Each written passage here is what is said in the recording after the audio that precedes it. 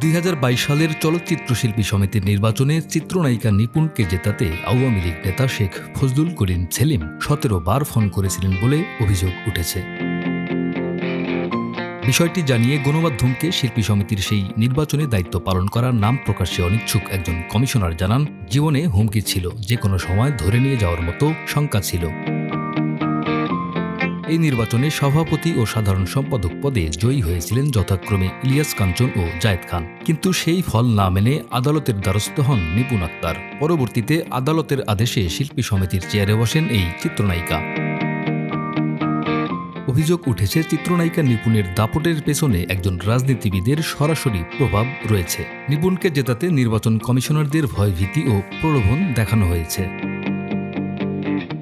এসব অভিযোগ তুলে ধরে নির্বাচন কমিশনার জানান, আমাদের নির্বাচন কমিশনারদের একের পর এক ভয়ভীতি দেখিয়ে গালিগালাজ করা হয়। বলা হয় পুলিশ দিয়ে তুলে নিয়ে যাবে, এমন লেভেল থেকে ফোন আসবে ভাবতেই পারিনি। আমাদের একজনকে সেই সময় নিপুণকে জয়ী করাতে 17 বার ফোন করেন শেখ সেলিম। এটা আমাদের অবাক করেছিল।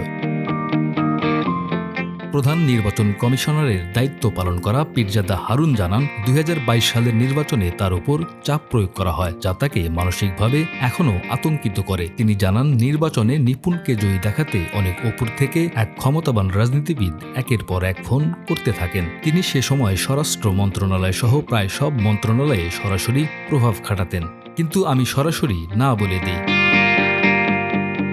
খোঁজ নিয়ে জানা যায়, 2008 সালে আওয়ামী লীগ ক্ষমতায় এলে বদলে যান নিপুণ। অভিনয় বাদ দিয়ে রাজনৈতিক অঙ্গনে তার চলাফেরা শুরু হয়। তখনই শেখ সেলিমের সঙ্গে তার সখ্যতা গড়ে ওঠে। 2012 সালে বনানীর অভিজাত এলাকায় নিপুণ গড়ে তোলেন নিজস্ব পার্লার। সেটা উদ্বোধন করতে আসেন শেখ সেলিম নিজেই।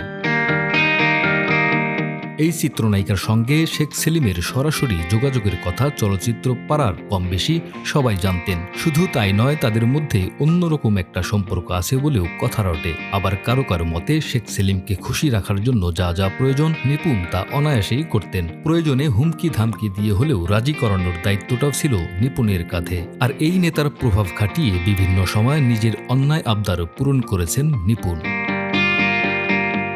মোহাম্মদ জাকারিয়া, আমাদের সময়।